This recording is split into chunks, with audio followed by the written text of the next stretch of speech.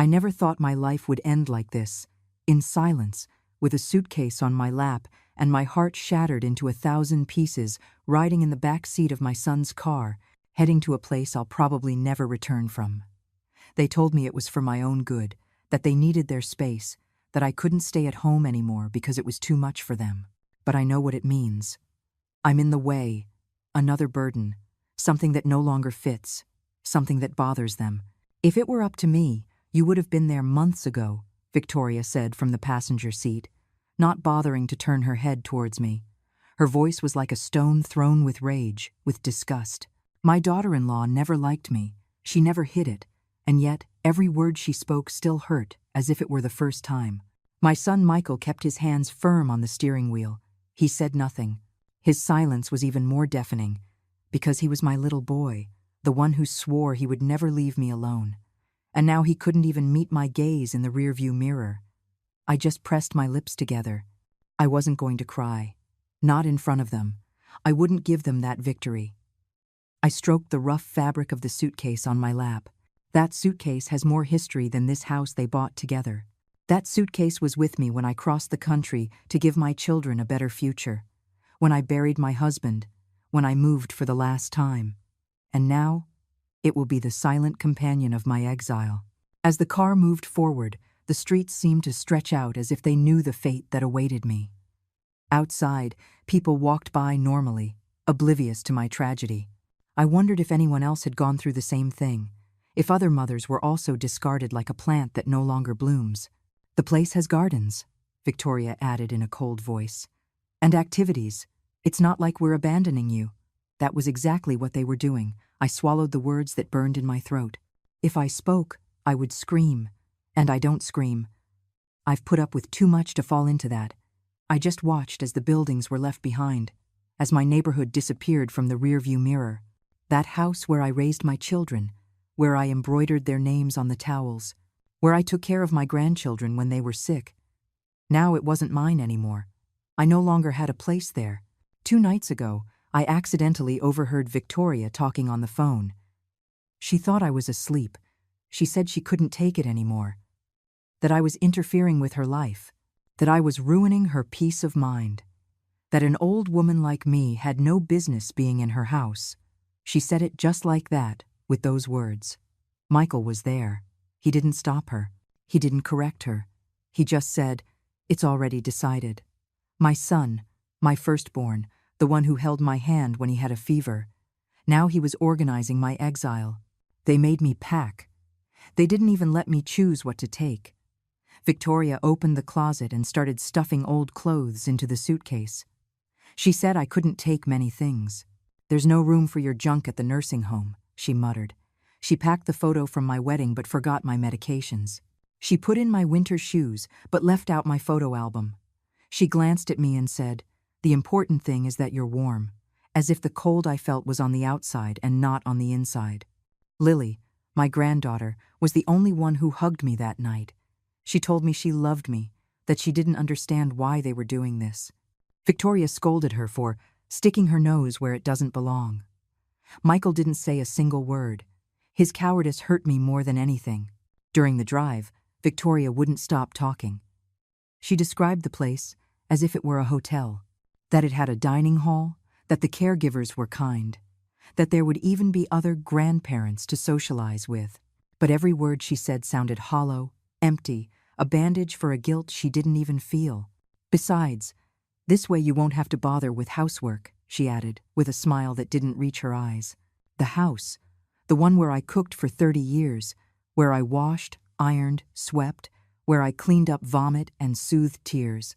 That house where she now reigns, while I am the intruder. When did everything change? Was it when I was widowed and became unnecessary? When I broke my hip and needed help to move? Was it when I could no longer take care of my grandchildren like before? Or was it simply the passage of time that made me invisible? Sometimes I wake up in the middle of the night searching for my husband's scent. That smell of coffee and mild tobacco made me feel protected. But he's gone now. And now, without him, it seems everything is falling apart. The car turned onto a wider avenue. I recognized the road. We had been down this way once before. when we took an old friend to the same place they were taking me now. He cried the whole way. I comforted him. I told him he wasn't alone. What irony. We're almost there, Victoria said, looking at her watch. I hope there isn't much traffic. We have a dinner tonight.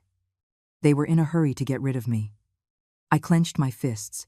I felt the suitcase tremble on my lap. I swore to myself not to break down. I wasn't going to give them the pleasure of seeing me broken. And then, just as the traffic light turned red, my phone rang, a sharp, unexpected sound. An old ringtone. My old cell phone. The one that hardly anyone ever calls. Victoria shot me a look of displeasure. "Who's calling you now?" she snapped. I didn't answer. I pulled out the phone with trembling hands. Unknown number. I hesitated. And I answered. "Hello?" Silence. 1 second. 2. And then, the voice. "Eleanor, it's me, Arthur. I know what they're doing to you. Don't say anything. Just listen. You're not alone. I'm already waiting for you." The air caught in my throat. It was impossible. Arthur. My first love. The one I thought was lost forever. How did he know? Why now? "I'm right where they're taking you, and I'm not going to let you stay." The line went dead. I didn't have time to respond. Victoria was watching me, suspicious. Michael kept driving.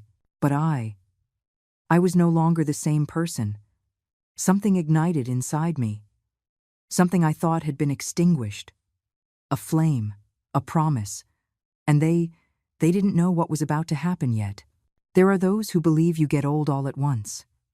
That one day you just wake up and you don't matter anymore. But it's not like that. Abandonment comes slowly. Like a rain that starts with a single drop and ends up drowning everything. I wasn't always this woman, hunched over with a tired gaze and slow steps. No, I was laughter. I was fire. I was a mother who gave everything. A wife who emptied herself for love. A woman who knew how to postpone her dreams to build those of others. I was born in a small town, one of those places where everyone knows each other and nobody forgets. My parents were simple people. My father was a carpenter. My mother, a seamstress. From them, I learned that love is shown with actions, not with words. That dignity is worn like an invisible coat. That you have to endure, but never lose yourself. I met Arthur when I was 18. He was everything a young woman could dream of. Brave, idealistic, with a smile that could melt any fear. But life had other plans. My father got sick. My mother fell into despair. There was no money. There was no future. And Arthur wanted to travel the world. I needed to stay, to take care of them. I chose to be a daughter before being a woman. He left. I stayed. Shortly after, I met Robert. He wasn't like Arthur. He was serious, hardworking, and above all, stable. He proposed to me soon after. "I can give you stability," he told me, and I accepted. Not for love, but for peace. We had 3 children. Michael was the first. He was born on a particularly cold winter. I held him in my arms and knew that it was all worth it. His cries were my engine. His life. My reason. The years passed. I became a full-time mother. I stopped painting, reading, writing my poems. I cooked, cleaned, cared for them. Every morning started before the sun came up. Every night ended after everyone else was asleep. My back ached, but I didn't complain. I never did. Mothers don't complain. Mothers love, even when no one sees them. Michael grew up fast. He was a sensitive, tender child. He followed me around the house like a little duckling. "Mommy, don't go," he would say when I went to the grocery store. And I would promise him I would always be there. Always. I held his hand on the way to school. I waited for him in the rain with his little blue raincoat. I sang him to sleep. I patched up his scraped knees.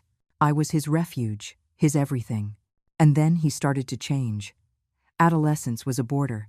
Suddenly he no longer wanted my kisses. He was embarrassed when I waited for him at the door. He started speaking in a clipped tone, locking himself in his room, challenging his father. I tried to understand him. "It's his age," Robert would say.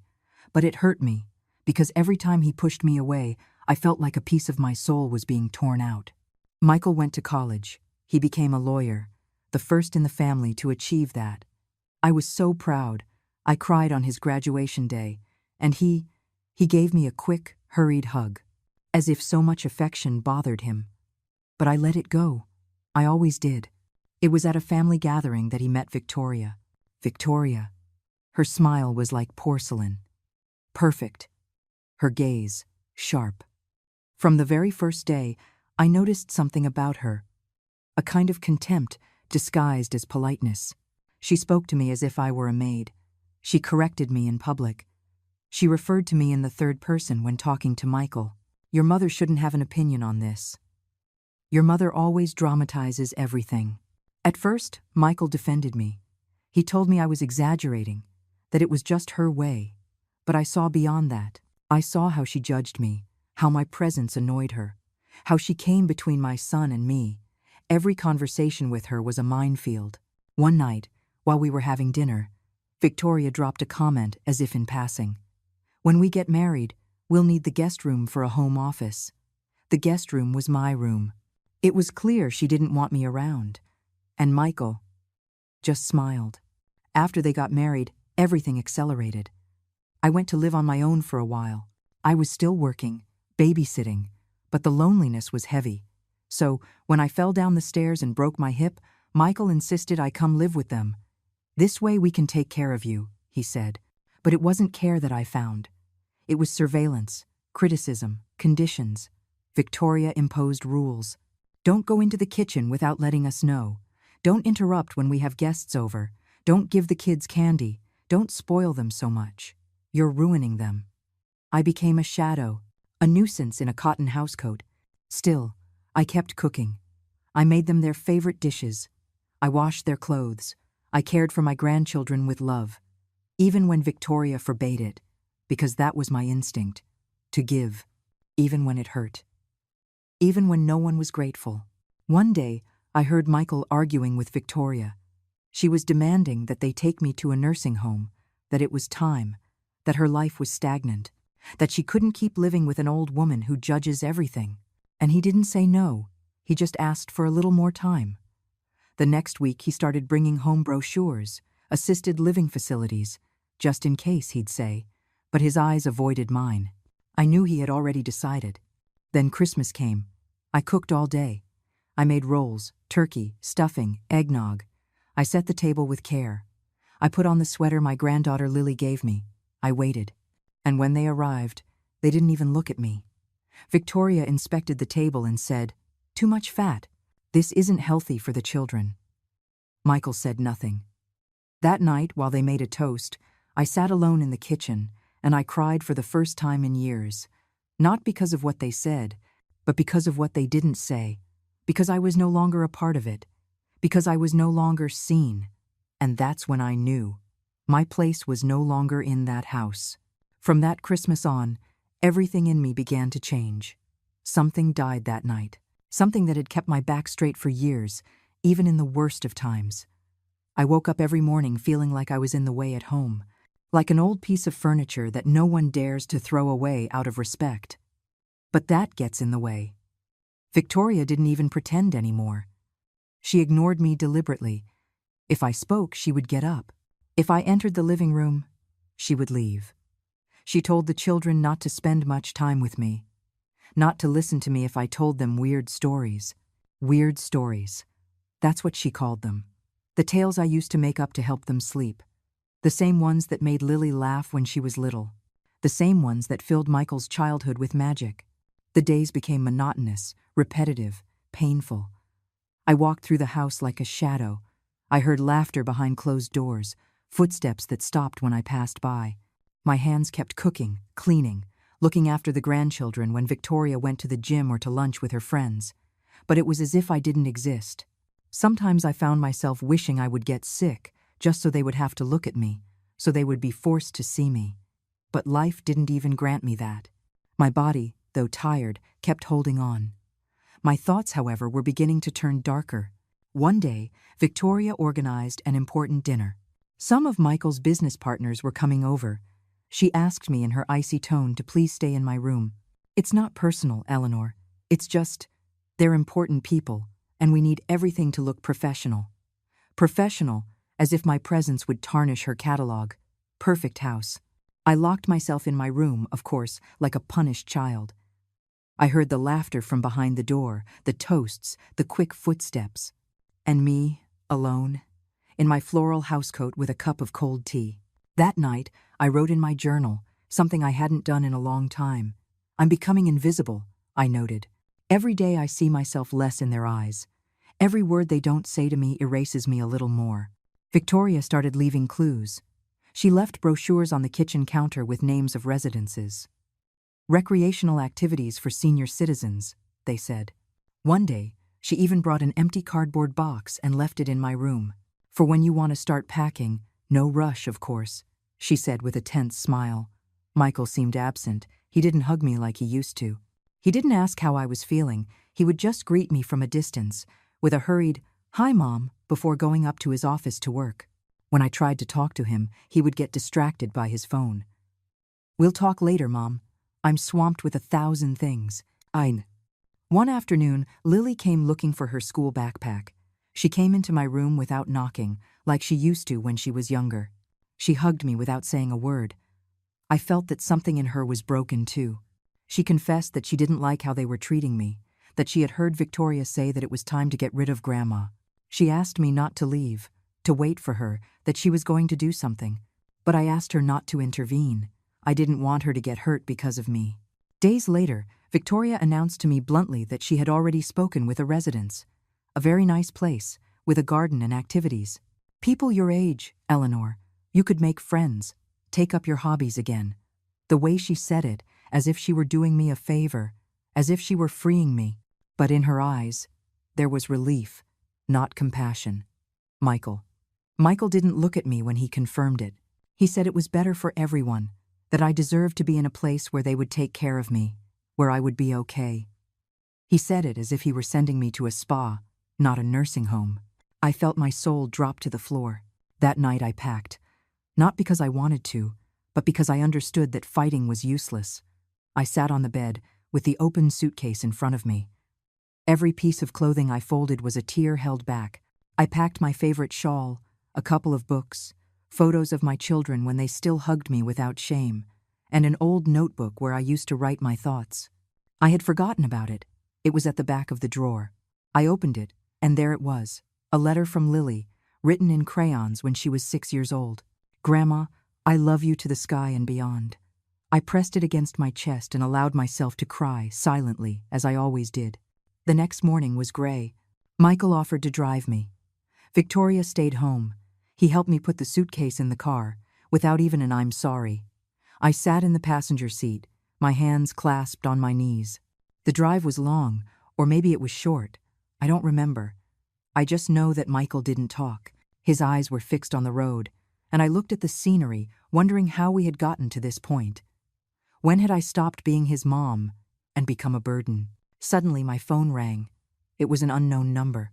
I hesitated to answer, but something in my chest told me to do it. "Grandma, it's me, Lily. Don't go to the nursing home. Wait for me. I need you. Don't let them take you, please." Her voice was trembling. She was crying. My heart stopped. "I'm on my way," she said, and hung up. I was paralyzed. Michael glanced at me, frowning. "Who was that?" he asked. "No one," I replied, but my mind was no longer there. Something had changed.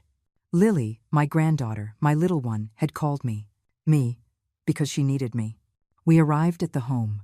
It was a large building, with gray walls and a manicured garden. Michael parked the car, sighed, and got out. He opened my door and took my suitcase. "Let's go, Mom." We walked towards the entrance. My body was shaking. My feet felt like lead. Every step was a farewell.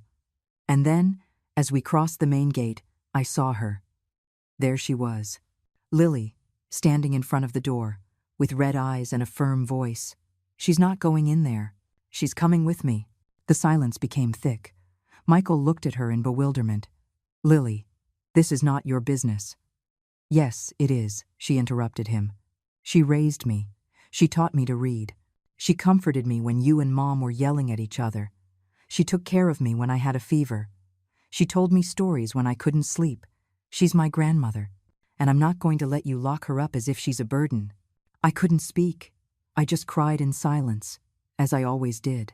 But inside something was waking up. And then, I knew. This wasn't over yet.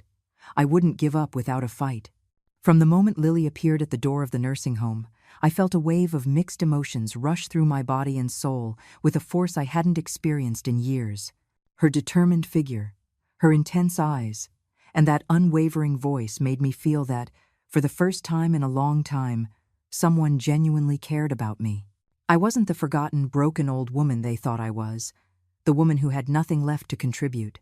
Lily arrived like an unstoppable storm, ready to break through years of silence, contempt, and humiliation. Michael, my son, looked at me with that mix of guilt and annoyance I had learned to interpret as disguised indifference. He tried to push Lily aside with a brusque gesture, but she didn't budge an inch. The tension was palpable. I didn't know if he was more afraid of the truth she brought or of the reaction of his wife, the relentless Victoria, who waited in the wings like a dark shadow, ready to devour any attempt at resistance. Lily, fearless, reminded them that I was not a burden, that I had been the woman who raised them, who had stayed up nights for them, who had sacrificed my dreams so they could have theirs. The director of the home finally appeared, a woman with an impassive face, with that characteristic coldness of someone who has learned to disconnect emotionally to survive in a place full of sadness and abandonment. Seeing Lily, her expression changed slightly, as if she recognized a threat in her. But Lily wasn't playing games. With a firm voice, she requested an immediate meeting to discuss my situation. The director agreed but made it clear that time was limited and she would not tolerate a scene. We were led to a small, cold, impersonal room that seemed designed to make anyone feel small and vulnerable. Lily began to speak without pause, with a passion you could almost touch. She told my story, my struggle, my sleepless nights caring for Michael as a child, the years of working tirelessly so no one in the family would go hungry or be in need, the times I put their needs above my own.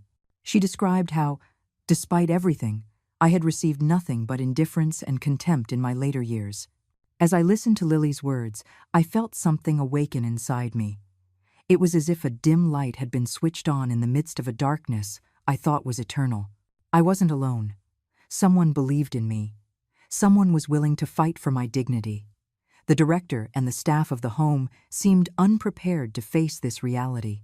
Lily's words were a challenge to their routine of indifference and abandonment. After that meeting, Lily took me to her best friend's house, a modest but warm and humane place, far from the cold, impersonal walls of the home.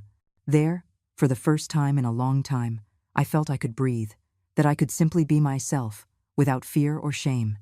The friendship and affection they showed me were a balm for my wounded soul. Days and weeks passed, and with each visit from Lily, my spirits lifted.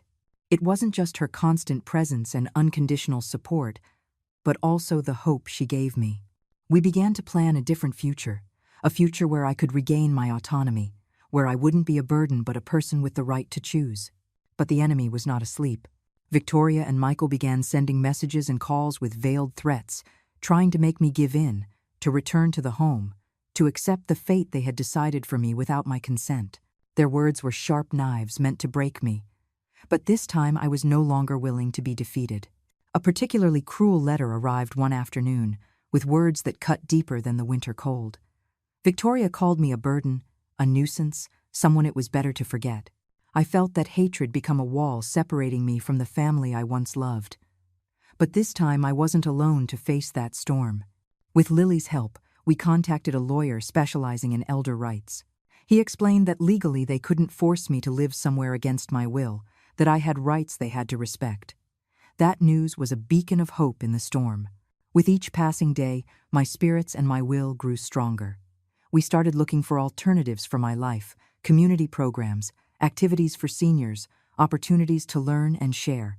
I no longer wanted to be a forgotten shadow. I wanted to be a living, respected woman with a voice and a choice. But the battle was difficult. Victoria intensified her attacks, using all her influence to manipulate Michael, who wavered between guilt and resignation. At one point, he almost gave in, asking me to understand that he only wanted what was best for me. But this time I didn't fall for his lies. Lily was my rock, my strength. She reminded me every day that I deserved respect, that I was a valuable woman, that I was not a burden, but a person with a history and dignity. Her words were my armor against contempt. One day, Lily organized a family meeting. She invited everyone, including Victoria and Michael, intending to confront the truth and demand respect for me. The tension was unbearable. Repressed emotions erupted in every glance, in every held breath. When I entered the room, I saw them all there, some with tears in their eyes, others with hardened faces, but they all looked at me as if I were a ghost from the past. With a firm voice, though broken by emotion, I began to tell my story. I spoke of my years of sacrifice, of my unconditional love, of the injustice and contempt I had suffered. I told them I deserved respect, that I would not accept being treated like a disposable object, that my dignity was sacred.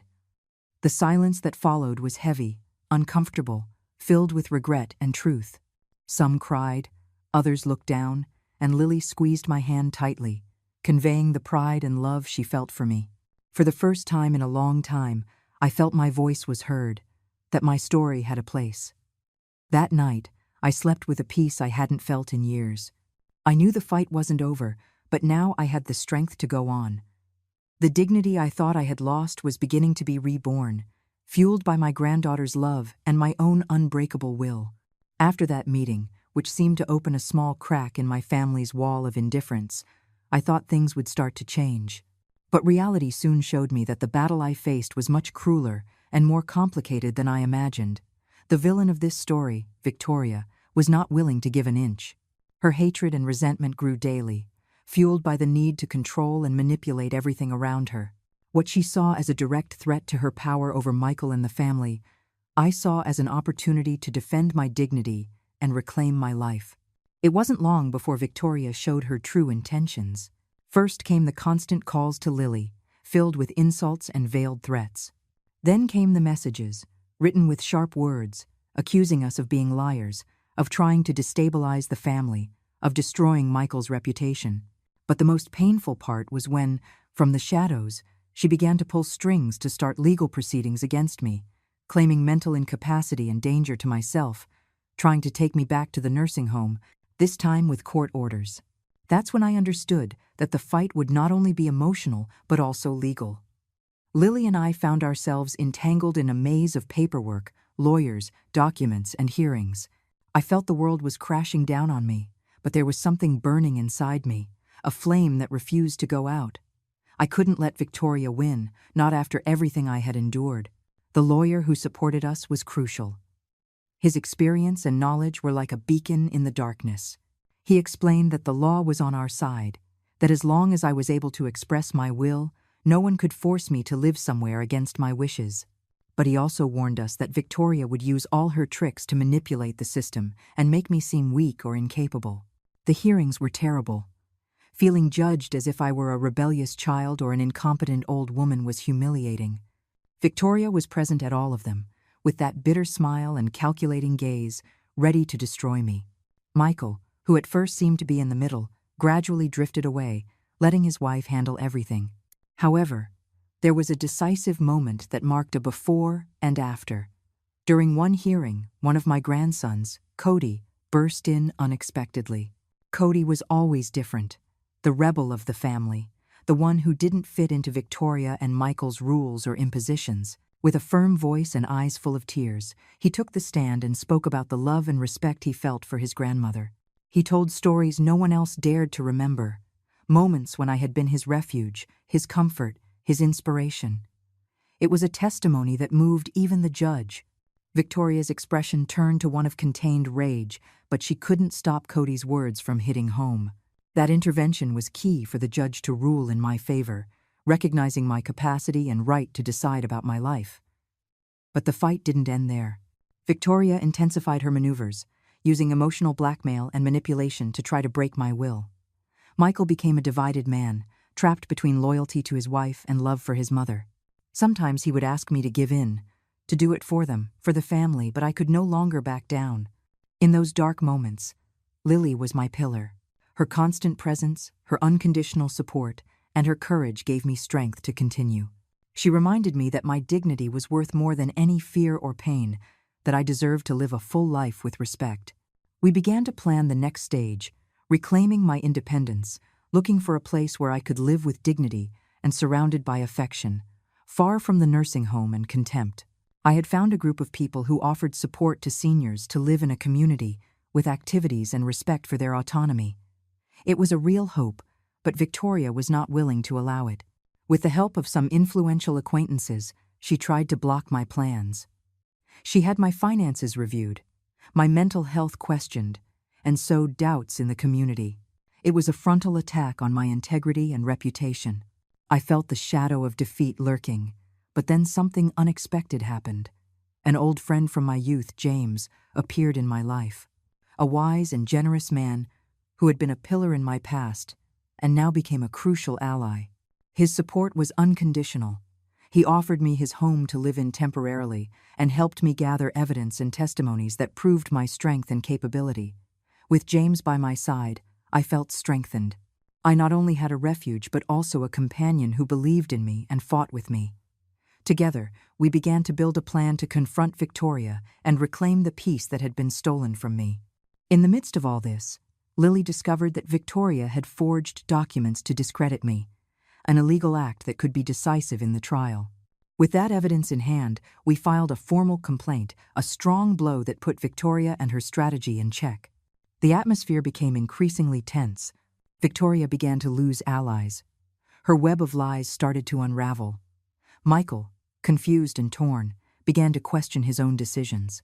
And I, despite the accumulated exhaustion and sadness, felt a new strength, a steely determination not to let hatred and cruelty win. Every day was a battle, but also a step towards freedom. Lily and James were my shields, my light in the darkness. My family was beginning to see in me something more than a vulnerable old woman. They saw a woman who fought bravely, who refused to disappear without being heard. The transformation that had begun months before was now visible. I was not just a survivor, but a warrior.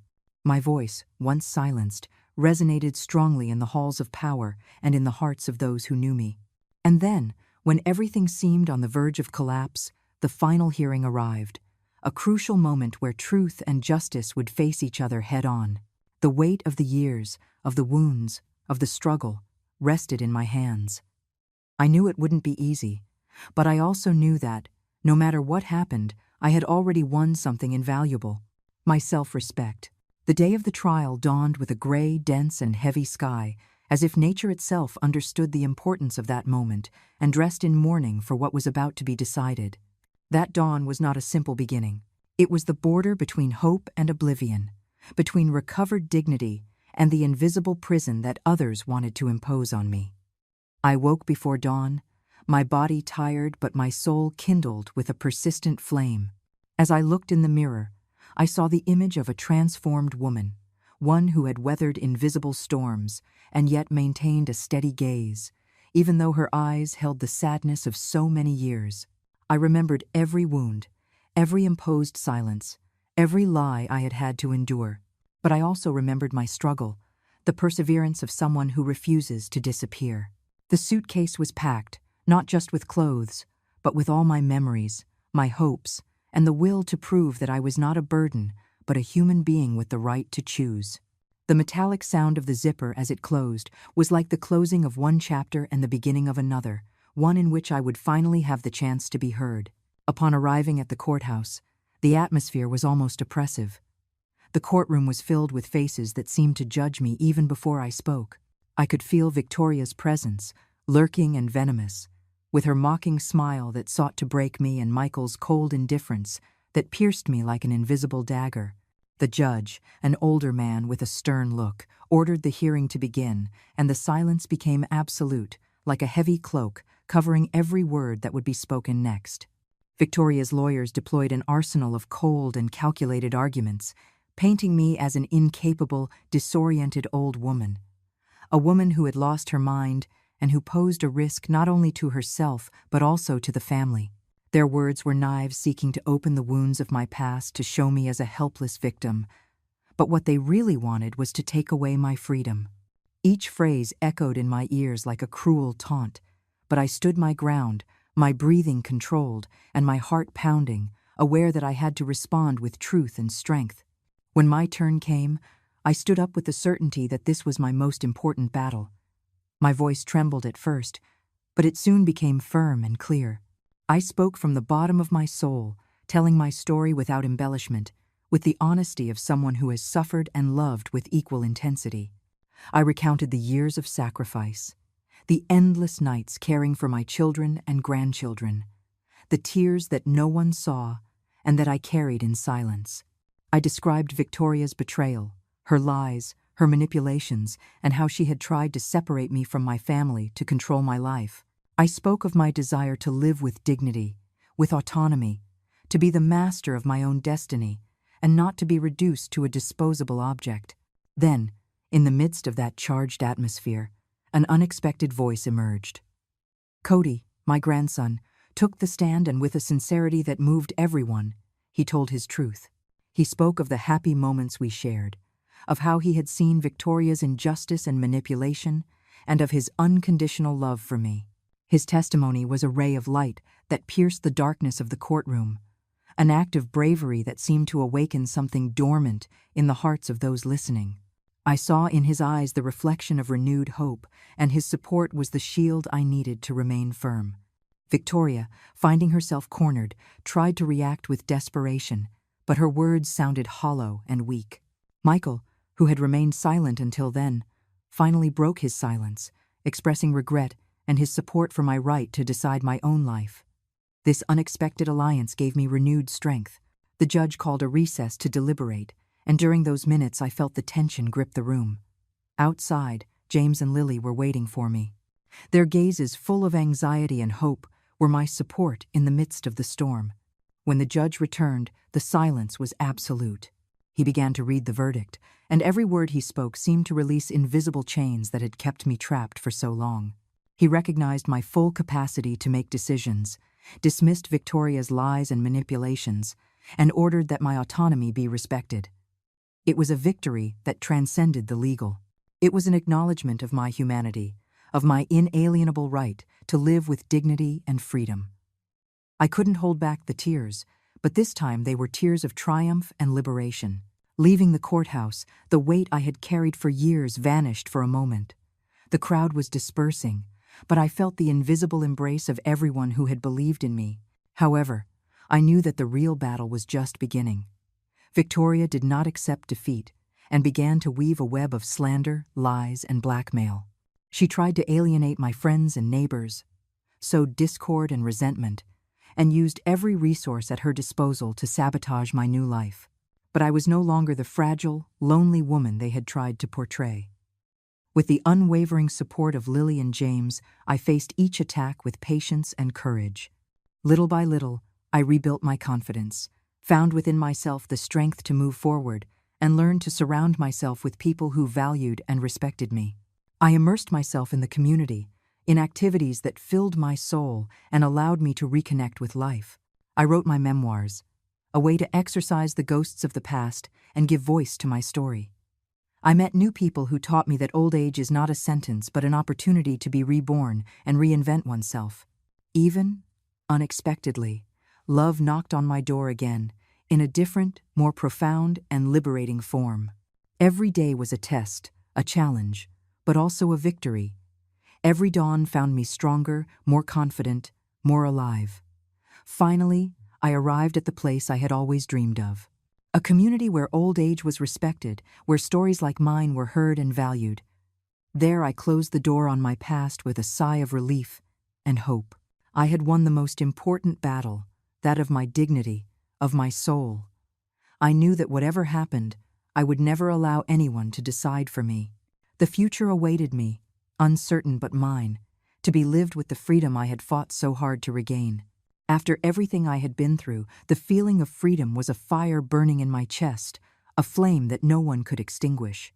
It wasn't just a physical liberation from that nursing home where they had wanted to lock me away like a forgotten object or a burden, but a deep inner freedom that can only arise when you decide to leave behind the fear, humiliation, and sadness accumulated over so many years. It was as if a heavy chain broke and fell to the ground, echoing with a dull thud that made me tremble with emotion and disbelief. Was I really free? Could I start over? Yes, I could. But this freedom wasn't easy or sudden. It was the result of a long and silent battle against the shadows that had haunted me. The call I received on the way to the nursing home, the one that interrupted the destiny they had planned for me without my consent, was the beginning of something no one expected. When I answered, I heard the trembling and repentant voice of my son Benjamin, who revealed that, after years of silence and resentment, he had decided to find me. It wasn't just a call to prevent me from being institutionalized, but a genuine attempt at reconciliation, an act of bravery that moved me to my core. He told me he had realized the injustice of his actions and wanted to amend the damage he had caused me. It was a moment of confusion and hope, a mix of emotions that paralyzed me and filled me with questions. When I arrived at the nursing home, I didn't find the loneliness or coldness I had imagined. Instead, I saw Benjamin waiting for me, his eyes full of tears and the expression of someone who has learned to value what they lost too late. That encounter, so unexpected and so longed for, was a turning point in my life. I felt time go backward and forward at the same time. We looked at each other without words at first, with the weight of so many accumulated years between us. But in that heavy silence, there was also the promise of a new beginning. I could see in his eyes sincere regret and a genuine desire to rebuild what we had destroyed. The following days were a mix of reconciliation and reconstruction. Benjamin and I had long conversations in which we brought to light the open wounds, the painful silences, and the words that were never said. We acknowledged our failings, his mistakes and mine, but above all, we decided not to let the past define or separate us forever. It was a slow process, full of tears, confessions, and forgiveness. I learned that love, though wounded, can heal if nurtured with patience and honesty.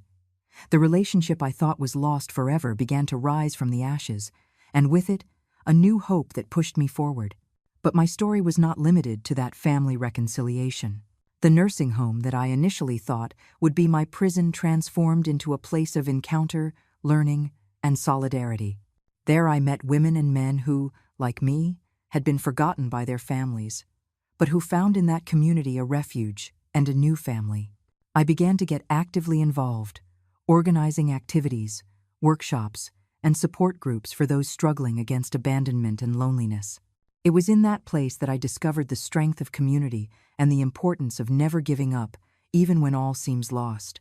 Over time, I decided to share my story with the world. Writing my memoirs was an act of courage and liberation.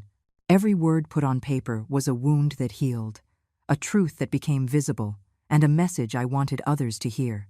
My book not only told the story of an abandoned and humiliated mother, but also that of a woman who had found in pain the strength to be reborn and rebuild herself. The publication was met with a mix of shock, empathy, and admiration. Women from all over wrote to thank me, to tell me that my story gave them the courage to face their own battles. Fame and public recognition were not my goal, but they came as a natural consequence of sharing my truth. I participated in television programs, talks, and events where I could give a voice to those who had none. I became an activist for the rights of the elderly, fighting against neglect, emotional abuse, and social indifference.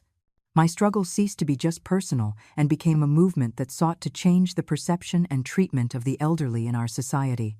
Meanwhile, my personal life continued to evolve.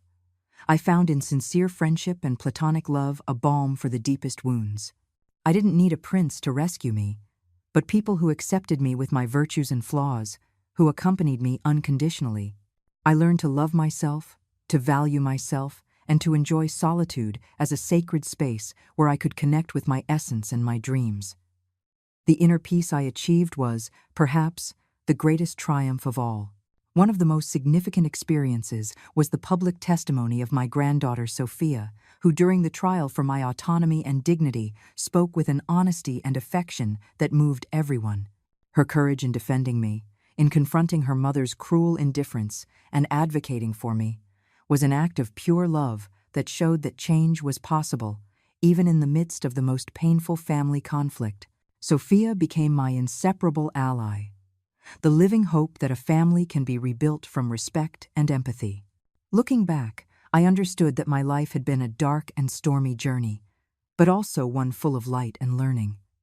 I had gone from being an invisible and mistreated woman to a respected and admired person, not because justice had favored me in legal terms, but because I had recovered my dignity, my voice, and my place in the world. I knew that the real triumph was not in defeating others, but in overcoming my own fears and prejudices. Finally, the sentence with which I closed my story resonated like an echo that I wanted to reach all women who suffered in silence. Do not let anyone decide for you what you are or what you are worth. True freedom begins when you reclaim your voice, even if the world tries to silence you. That phrase became my mantra, my legacy, a call to resistance, to hope, and to self-love. With the serenity that time brings, I looked forward with confidence. I knew that life was still unpredictable, that there would still be difficult moments, but I was ready because I had learned to walk in the dark without losing faith in the light. And that, for me, was the greatest victory. I am sitting in this old rocking chair I inherited from my mother, a piece of furniture worn by time and by the tears I once shed here, in this very spot, where I so often felt the weight of abandonment and loneliness. The house is silent, almost empty, but inside me, there is a whirlwind of memories that return again and again, like ghosts that refuse to disappear.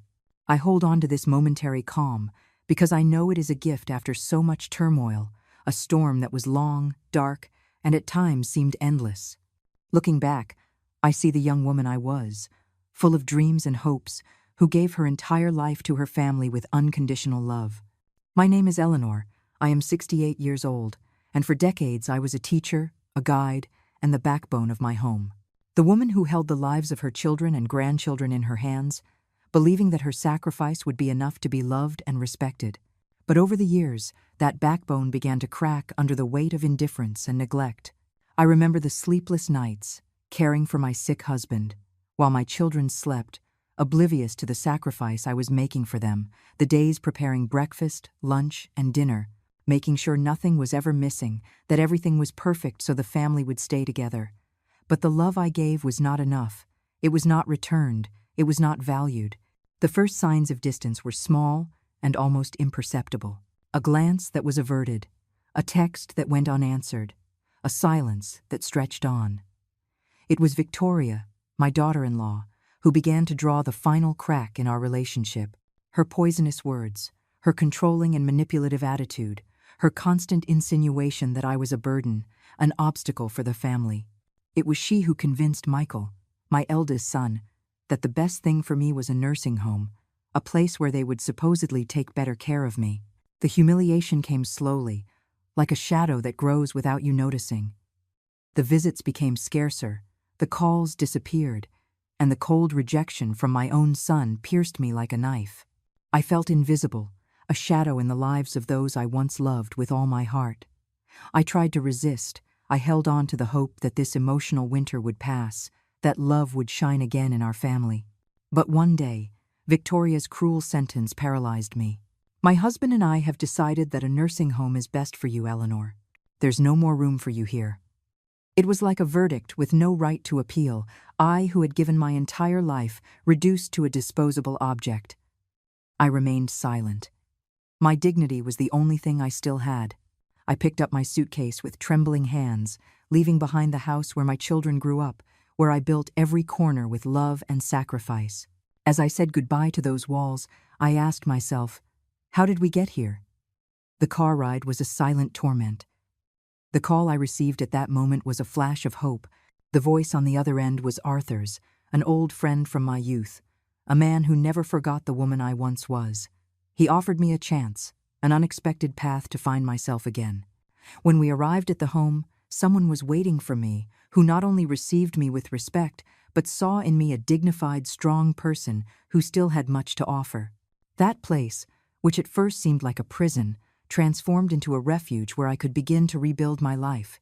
With each day, among the silent corridors and friendly voices, I discovered a new family, the friendship of other residents, the camaraderie with those who understood me, the opportunity to rediscover my forgotten dreams. I began to write my story, a tale that became a cry for justice for many women who suffer in silence. My granddaughter Lily was my beacon, a rebellious and sensitive young woman who fought against the family's prejudices, defended my dignity, and gave me her unconditional love. Together with Arthur, who with patience and tenderness helped me heal the wounds of the past, we faced the dark shadow of Victoria, who tried to silence me with threats and lies. But the truth, as always, found its way. The trial was a hard battle, a field where I defended my right to life, to respect, and to love. Justice was served, though not without pain and sacrifice. But beyond the legal victory, I won something much more valuable: respect, true love, and a new family built on the foundation of honesty and sincere affection. Now, in this epilogue of my life, I write with an open heart. Every word is a declaration of strength and hope. I learned that freedom is not a physical place, but a state of the soul. That true family are those who choose you every day, not just blood ties. And that, even when darkness surrounds us, there is always a light to guide us. I wake up every morning with gratitude, aware of the path I have traveled and the legacy I want to leave. I want my story to be a beacon for all women who still feel the chill of abandonment, a proof that human dignity is invincible, and that, deep down, we all deserve love, respect, and a second chance to be happy. And so, with a firm but emotional voice, I conclude this chapter of my life with a sentence that has stayed with me ever since. No matter how deep the night, the dawn always comes for those who dare to fight. This is my truth, my legacy, and my invitation to all women to never stop believing in themselves and to never, ever give up.